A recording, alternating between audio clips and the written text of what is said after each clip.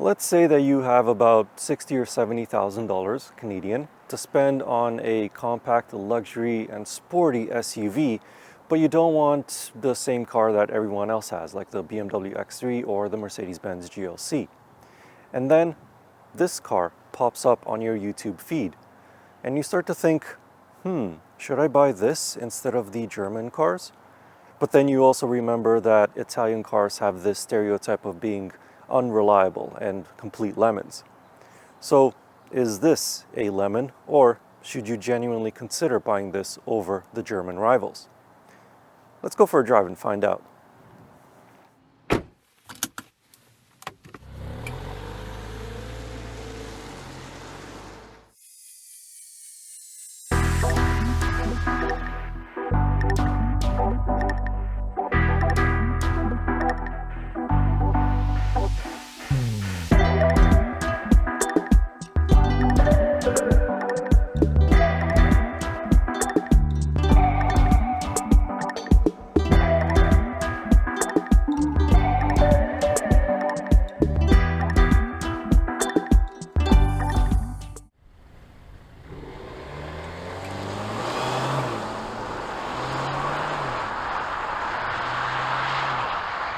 So I have to start with some bad news first.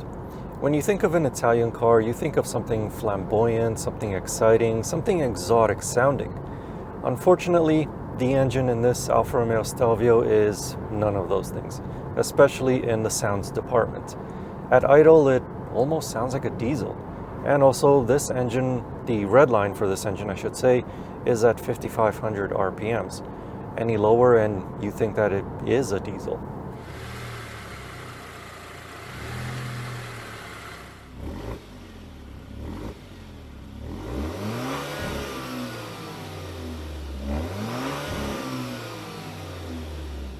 Now, when you rev it up, it does clear its throat a little bit, but it doesn't sound anywhere near as good as some other Italian cars.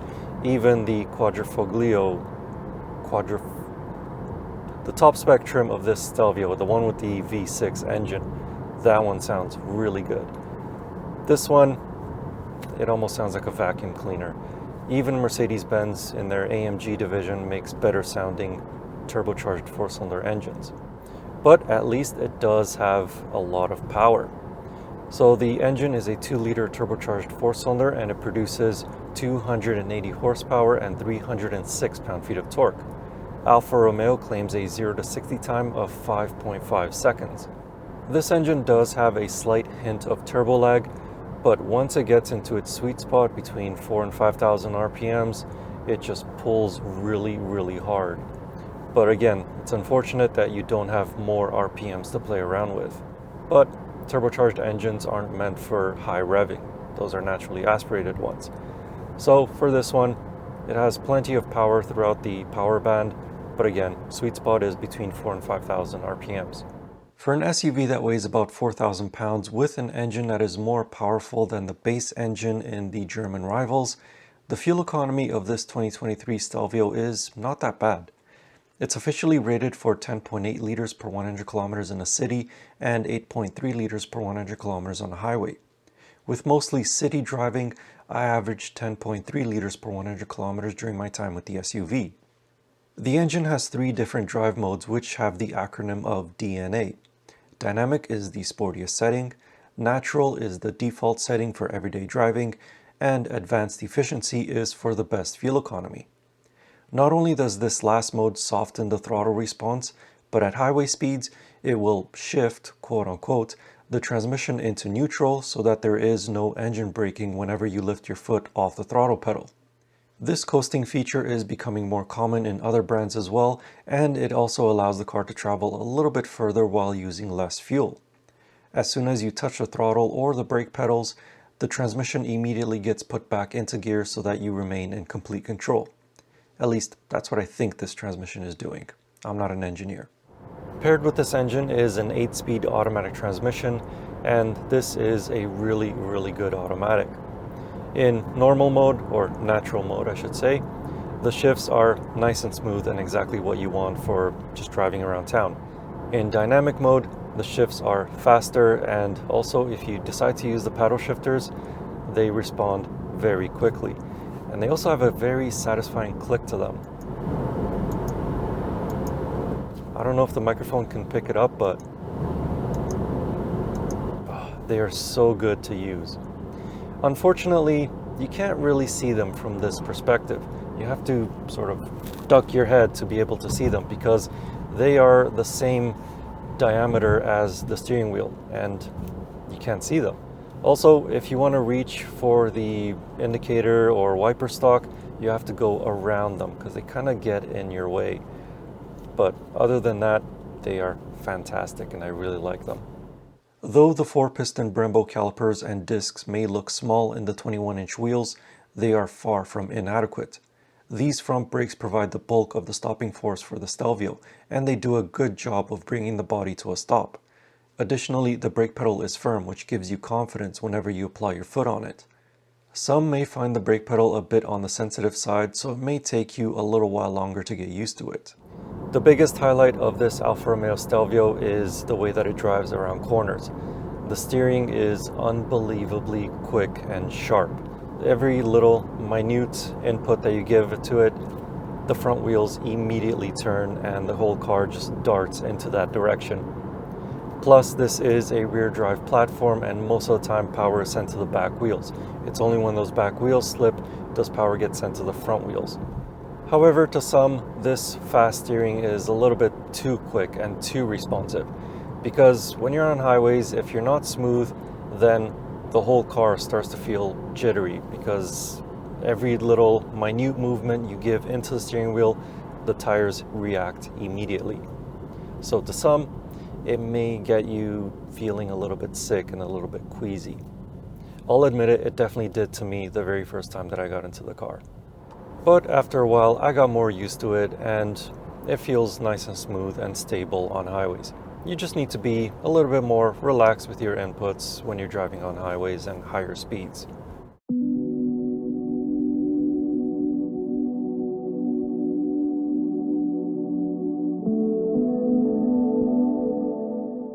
For such a sporty SUV, the Alfa Romeo Stelvio has a comfortable ride.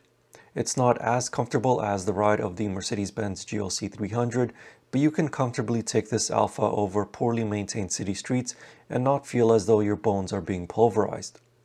As I mentioned earlier, the engine of the Stelvio doesn't sound as exciting as one would expect from an Italian car, but at least the engine's noises are well isolated from the cabin under normal driving conditions. Wind noise is also well subdued, and there is some road noise intruding from the tires on highways, but it's not any worse than in the BMW X3. Additionally, there were no squeaks or rattles of the trim pieces, so it felt like a solid built vehicle. If there's one thing that the Italians do really well, it's style, and it really shows in this interior. It looks absolutely stunning.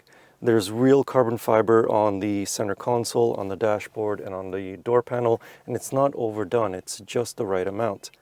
I also really love this steering wheel. It fits my hands perfectly. In front of me are two analog gauges with a digital center display, and to my left is the 8.8-inch touchscreen for the infotainment system. Now this infotainment system works pretty well. I haven't had any connectivity issues between it and my cell phone, and it hasn't crashed on me or anything like that. It's also pretty easy to navigate around. However, it is quite laggy. Just scrolling between the menus or selecting one of the sub-menus, there is a bit of a delay from the time that you touch the touchscreen to the time that it actually reacts. However, if you have a little bit of patience, it'll be just fine.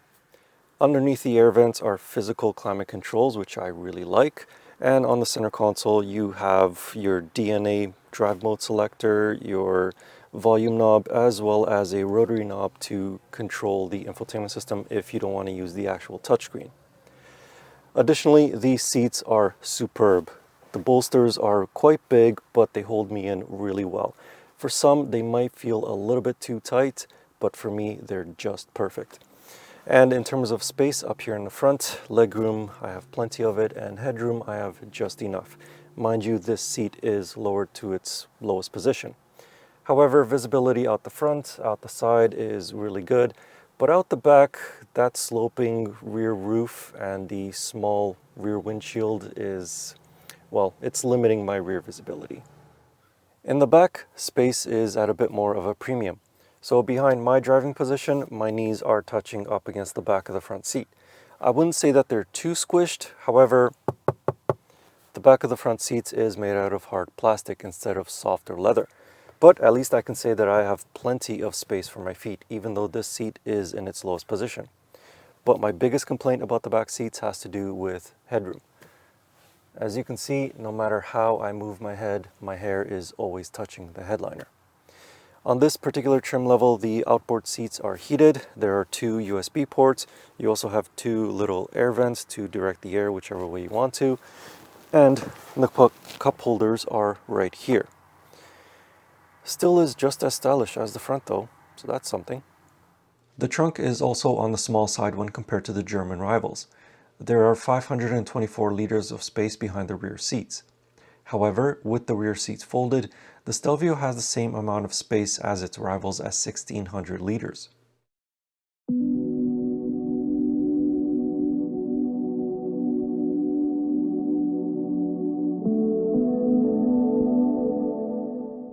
Now let's address the elephant in the room, reliability.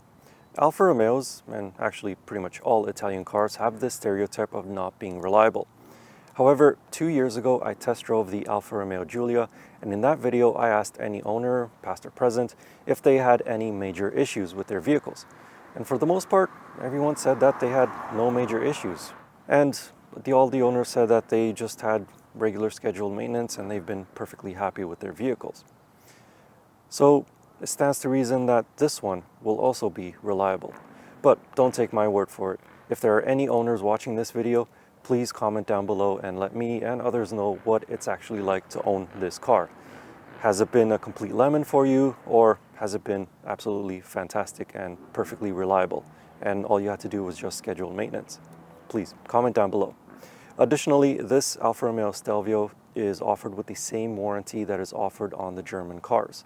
So you do have that peace of mind.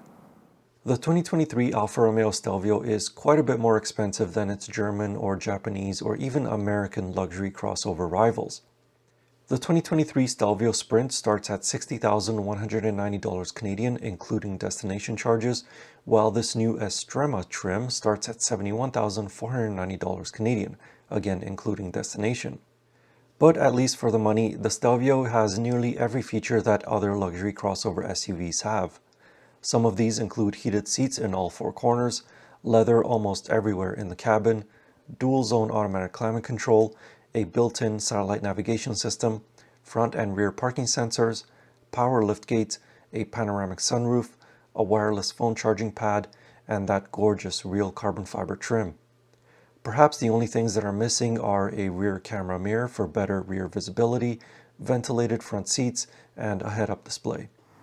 So, should you buy the Alfa Romeo Stelvio, or should you just play it safe and get the X3 or the GLC? Well, this Alfa is more expensive than those other cars, and it's not quite as spacious or as practical as them.